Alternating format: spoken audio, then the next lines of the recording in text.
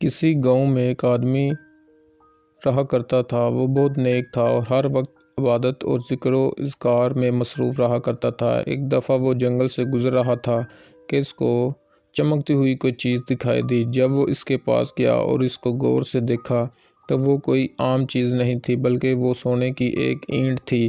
یہ دیکھ کر وہ آدمی بہت خوش ہوا اور اس اینٹ کو اٹھا کر گھر کی طرف روانہ ہو گیا۔ گھر پہنچ کر اس نے سونے کی اینٹ کو چھپایا اور بغیر نماز پڑھے سو گیا۔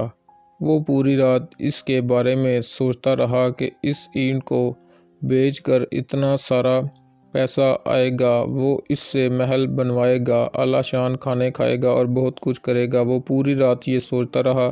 سوچتے صبح ہو گئی اور اس نے صبح کی نماز بھی نہ پڑھی، یعنی دولت کی لالچ میں ساری عبادت اور روح کا چین چھن گیا۔